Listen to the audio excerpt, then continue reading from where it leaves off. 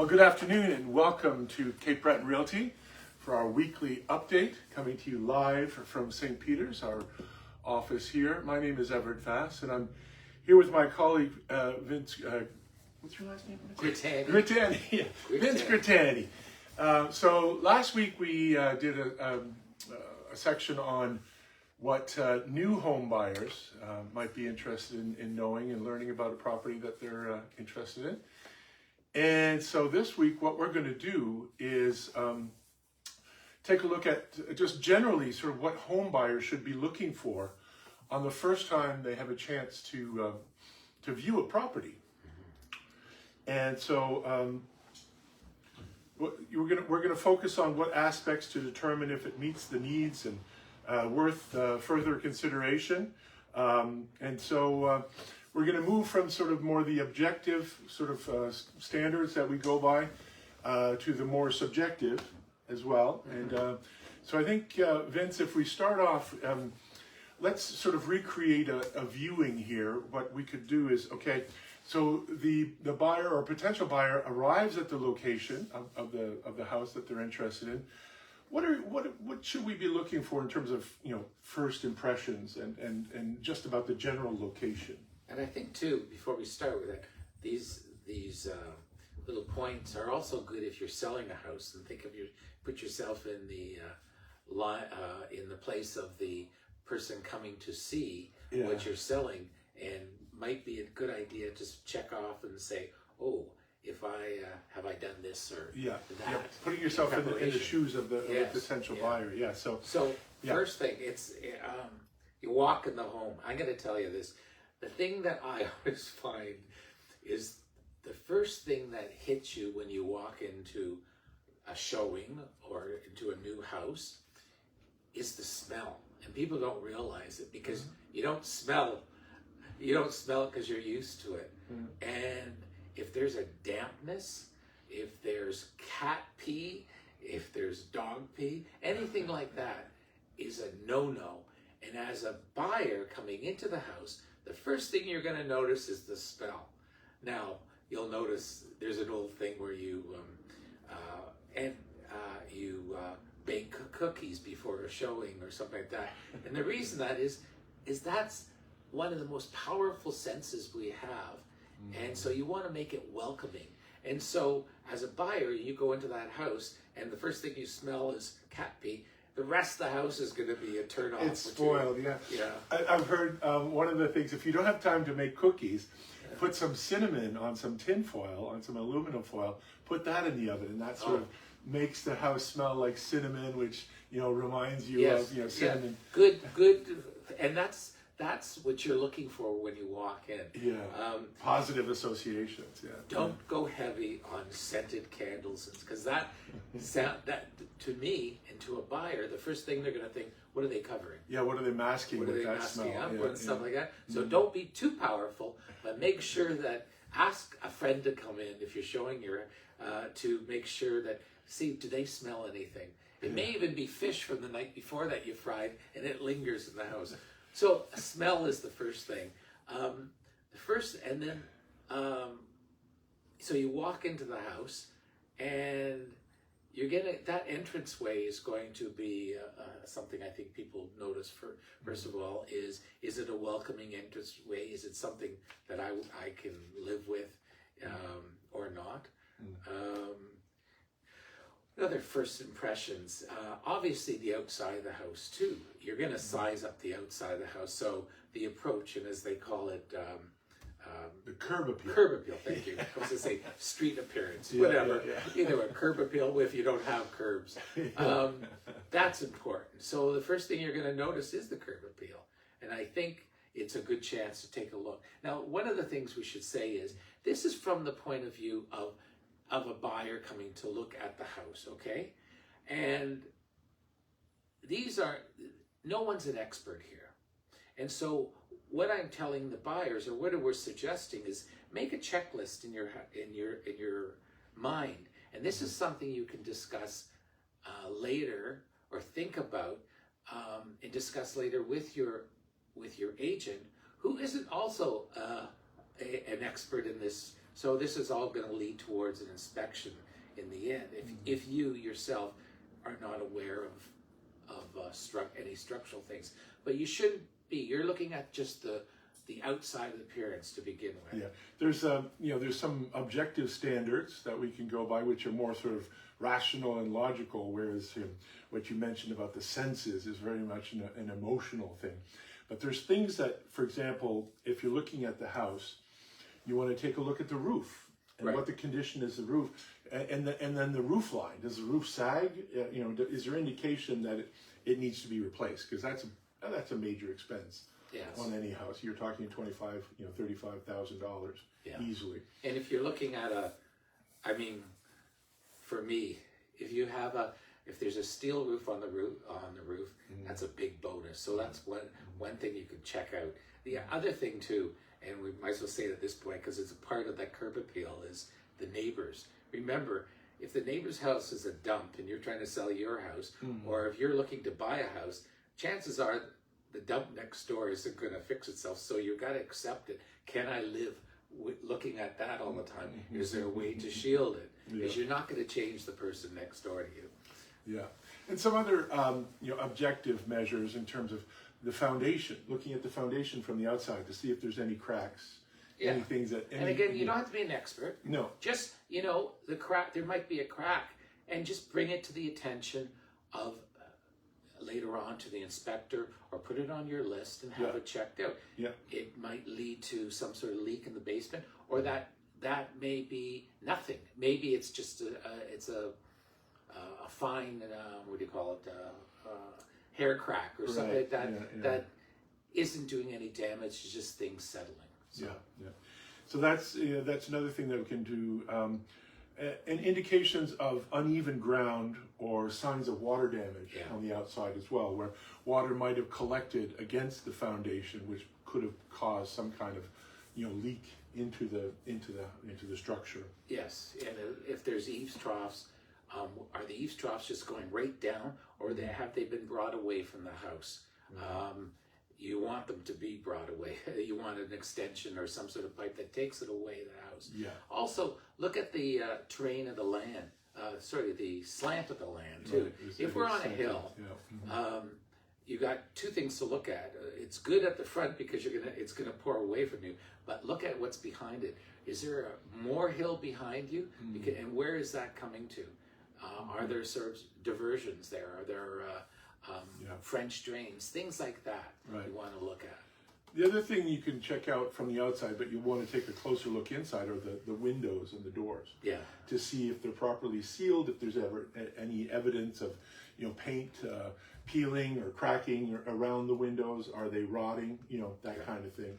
Depending on the type of construction, are they wood or are they plastic or if there's any seal broken in glazed windows that are double pane windows that evidence of humidity and stuff, because those need to be changed, and it can be put on your list, and also as a buyer your negotiating list, and of course so later on in the deal. But right now we're just going at first impressions. Yeah, so you want to make note of these things. We've also prepared a checklist that I will post on the comments for this live, and so you'll be able to download that and take a look at some of these important factors that you should be considering or making note of when you're doing your initial review of the structure. So we talked about the exterior. Now, let's go a little more into the interior. We talked about odors and air quality. That's one thing. But there's also structural elements and sort of more objective standards that we can use in terms of the walls, the ceilings, the floor. If there's any cracks, in the wall, or evidence of water damage in the ceiling, or unevenness in the floor, those kind of things. And if there's a slope to the room, it could lead. It could suggest bigger damage, like sinking foundation, or in some of these real or older homes, it may have settled, but the slope is still there, and it can be fixed. So it's another thing you want to bring up to the, and it shouldn't discourage you, because if it can be fixed and it's an older house and it's not moving anywhere and it's finished adjusting itself, then it shouldn't discourage you from buying that house, that alone. Yeah. and sort of again from a broader perspective, think about the layout and the functionality that is in the space. How and does that meet with your your lifestyle, your expectations? What are the sizes of the rooms that you need? Yeah. What is the sort of the flow? Do you want an open architecture, or do you want it sort of more compartmentalized into smaller rooms? I mean, all these are a factor in terms of living, and also heating and a bunch of things. Again, it's going to depend whether or not you're looking at a house and you've got the budget to fix up, or is what you're buying is your budget. And so remember, the rooms aren't going to get any bigger. The ceilings aren't going to grow on their own. So what you see is what you get. So you want to take that in consideration too, because things can be changed and adjusted. And again, that will later on, if you're planning to make some changes or alterations, you bring in a contractor before you sign the deal or as part of your deal. Just make sure that you can get what you want that way. Sure. Another important thing is storage space. For example, is there storage on the main floor, or is there a basement where you could store things? If you're on a slab, is there an area maybe above the garage where you could have some storage? So, I mean, we all carry around a lot of things that need to be stored. Yeah. So that's a factor. It's a real consideration. Well, especially in older homes where a lot of times you didn't even have cupboards. Yeah. Or they had these cupboards that were about this deep. Yeah. And if you can even stick a hanger in it, the hangers are or with hooks. They have hooks. Like that. So I mean, there are solutions. So you can quickly think, can I bring an armoire into this thing, or hop over to IKEA and get a set of cupboards and stuff like that, as a solution, an inexpensive solution to, if you like the house, you shouldn't discourage yourself again from just that one thing. Yeah. And without getting into the vagaries of feng shui, you also want to have natural lighting. What is the orientation of the house? What is it? South facing, east facing, north facing? So that when are you going to have sunlight, and at what point in the day, and how is that going to change the temperature and the feel and everything within the house? And especially here in Nova Scotia, another thing you want to consider is your closeness to the shoreline. Because one of the things you're going to deal with, especially here in lower Cape Breton or anywhere in Cape Breton on the shorelines, is wind. And where do the winds normally come from, and what direction?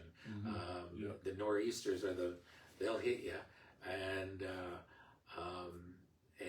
that wind isn't going away. So you want to consider, can I deal with it? Like, I live in a very windy house, a windy area, but I can deal with it. I got used to it. And it does disappear, it seems to, in the summertime when it heats up. But that's something you want to think. In that wind, and is it coming in through the windows if it's an older house too? Yeah, is there a breeze? Can you feel a breeze through the windows? Because, places like Shettycamp, where they deal with that kind of wind, they sweat, 160 mile an hour, or a kilometer an hour at least winds. It's just crazy.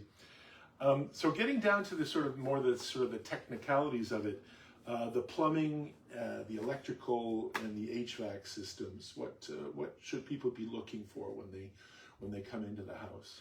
Well, again, this is stuff that'll get taken care of by your inspector, but there's no reason why you can't walk into a house if you're looking to buy. You can kick the tires, you can turn on the taps, and see what the pressure's like. You want to make sure that there's, if it's an issue, or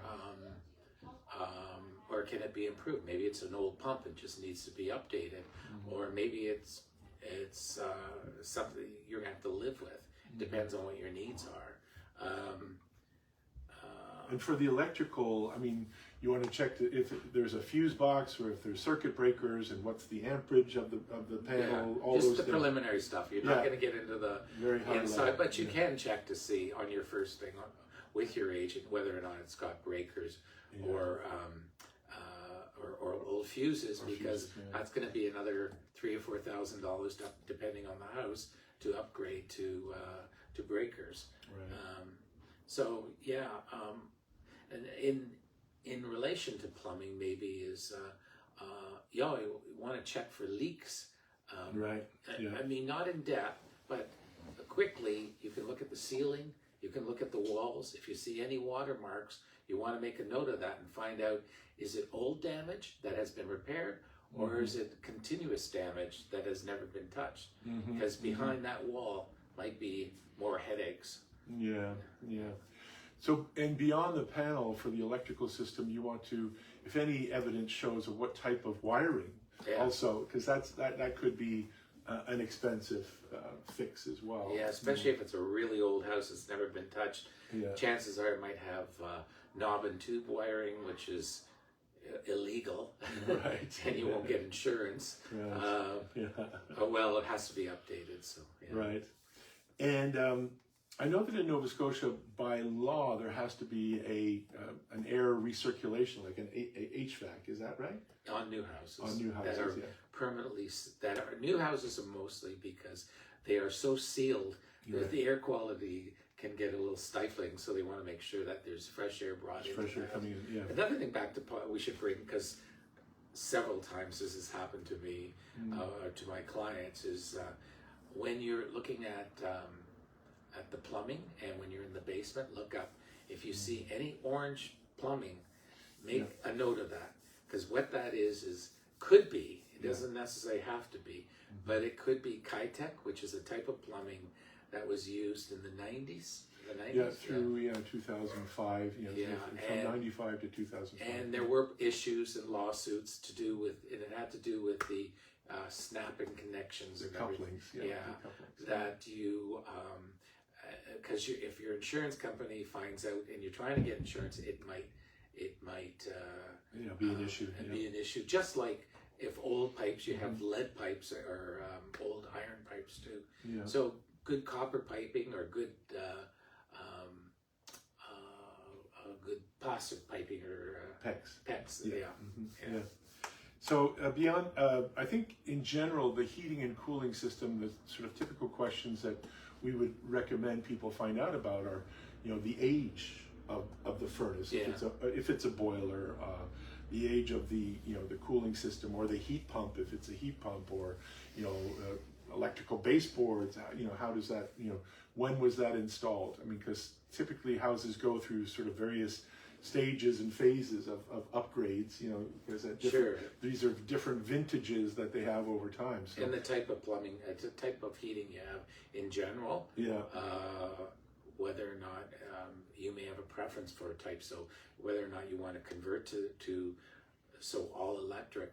Electric isn't a no-no, is stay away from. None of them are. It depends on, you have to think through the expenses of, if you have if it's an old furnace, do you want to maintain keeping oil, or do you want to upgrade it or change it over to maybe propane or to heat pumps? Again, that will depend on where you are, because not all of these types of fuels are good everywhere. Propane isn't as available as say oil or wood or electricity. So and typically it used to be that it was recommended that you have two heating sources. So if you have electric, you also have wood, say for like a wood stove. That's but I've seen a lot more recently that people have confidence in the heat pumps to be able to provide. Well, in the last couple of years, they've really improved, and especially against the cold. I think I don't know if it still is, but they used to be good only to 20 below. Although lately we haven't really been where we are here. We haven't experienced it till this year. But and that's why insurance companies will want you to have a second source of heat. Sometimes it depends. It depends. And a lot of homes, I mean, either have an external generator, like one that can generate electricity in case of a power outage, or there's one that's sort of like built in. So there's either gas powered or propane fueled type of generators that are also. So that's a bonus for a house. Obviously, if you find a house that has a generator that's included, then that's just some peace of mind, at least in the winter, that you're not going to freeze if the electrical heating goes out or if the electricity goes out. anyways, so what are some of the red flags that you see in deals and sort of deal breakers when it comes to issues in a house? In the house itself? Yeah. I think if you're not, a lot of times it doesn't come out to the inspection itself. But what you can identify, I think it comes down to, does it suit your needs, or can you adjust it to suit your needs? And if you need to adjust it, then it's going to cost you money. And to make it, to make those changes in any house, there's a difference between your own personal, I want this wall here and moved over here because I want a bigger kitchen or whatever. That's a personal choice. That's your expense. And don't expect the seller to be paying for that by giving you a reduction. However, if you find something like a faulty furnace or windows, things that are part of the everyday operation of that house, and they're not in working order, well, then you've got something you can negotiate with, and have to be like anything to do with the house, because it's going to be an issue for the seller if you don't buy it, to the next person too. So if it's brought to their attention, especially if it's something hidden. Here's one, is mold in the attic.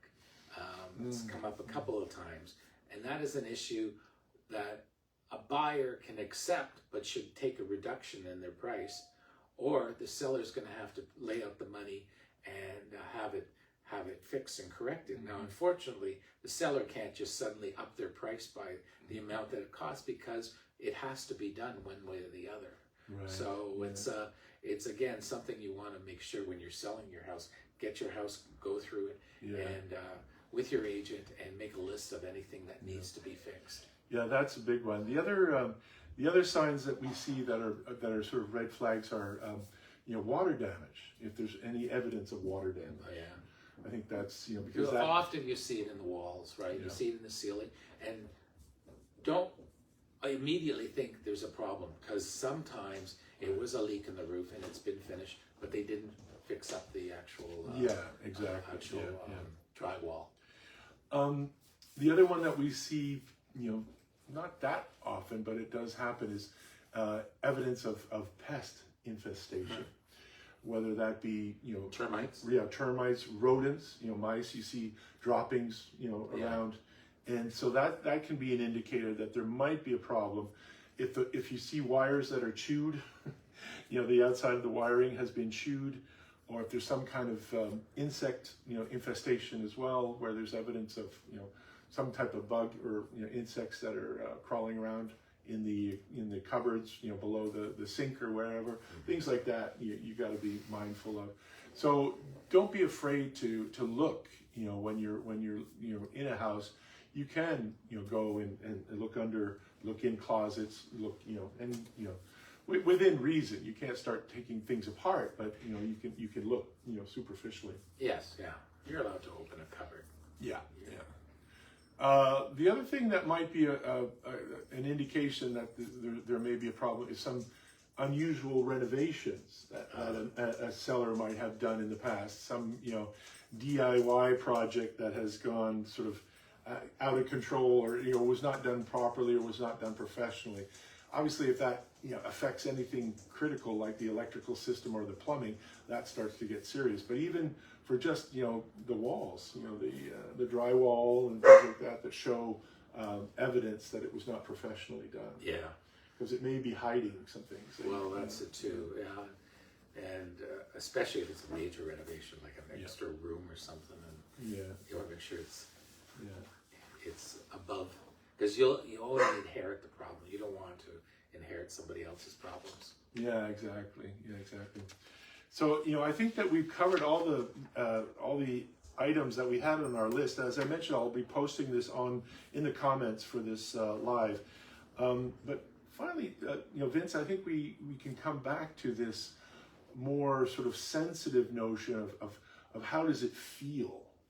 How does the house feel for you? Is it the right place for you? Do you feel comfortable there? can you picture yourself living there? Can you sort of Yeah. project yourself into that, into that environment, and you'd be happy. You mentioned, the neighbors, living with the neighbors if they're close, but also just the feel, the atmosphere of the place. So I think too, there's generally a good feeling about it, but there are things, and you're going through your list, is it something I can live with, or something that I can change, or something that you can't change? For instance, traffic. If the traffic is bad or busy, it's a busy street, it ain't gonna improve. So if it bothers you, it's gonna bother you later. So keep that in mind. Things you can fix, basically the structure, but then it's gonna cost you. Yeah. So again, none of these are just tons of red flags, and we don't expect anybody to go through. I guess use your gut to go at the first viewing of a house, and then always go to the experts to bring. If something comes up, bring in an expert to check it out. Put it in your offer that you want to have an inspection, and you want to make sure this is in working order, and this and so forth. So right, it's just a way to make sure that you're getting what you think you're getting, and sort of covering all the details. And speaking of which, just one last recommendation that we would have in this, in light of everything that's happening nowadays, in the turmoil, sort of economically, I guess, the interest rates are still low. And so what we are recommending, if anyone is interested in buying a house, that maybe they want to talk to their banker now and sort of lock into a more favorable interest rate, because you can have that, you can keep that locked in for a matter of months. I think you can go up to like 6 months. So if you are looking for something in the next 6 months, you may want to talk to your financial advisor now to see what would be available, so that you can avoid getting that additional interest rate. right, yeah. Well, it's a gamble. We don't know. Roll the dice. And, oh God. Yeah. We had a crystal ball. Yeah. If only. Well, Vince, I want to thank you for your insights today.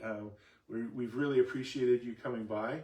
I think that Sherry's going to be back next week, so we'll maybe bring you in for a guest appearance in future episodes. Okay. But really want to say thanks for all your help and great advice for the past couple of weeks. And we hope that you found it interesting and useful. As I say, we'll put the checklist on the posting. It'll be in the comments. If you want to download that, take a look at it. And any feedback, anything that you would like more information on, or any questions that you have, you can reach us. So I've got Vince. Your email is vince@capebretonrealty.com. So VINCE at capebretonrealty.com, and I'm EVERETT@capebretonrealty.com. But you also mentioned you had your own website, right? No, actually, it's just Escape to Nova Scotia. Escape to Nova Scotia sends you to my page on Cape Breton. Oh, that's a link. Okay, yeah. Just okay. Why have two websites to keep it all in the exactly? in Might double the work. Well, thank you very much again, and we'll look forward to hearing back from our audience on any ideas that they might have. In the meantime, we'll take a drink for the weekend. Oh. Yeah, here we go. The vodka. Slanche. Yes. Happy weekend, everyone. Happy Friday. Have a good one. On Sunday afternoon, if anyone is interested in Lewisdale, we're going to be doing a fundraiser at the Lewisdale Church. And so there's a bunch of performers and us. We're getting together starting at 2:00 in the afternoon on Sunday, and that's March 2nd. We're already in March. Look at this. Look at this. My gosh. Okay, What happened to it? This year is just flying by already. Anyway, okay, well, happy weekend, everyone. Hope to see you on Sunday, and all the best.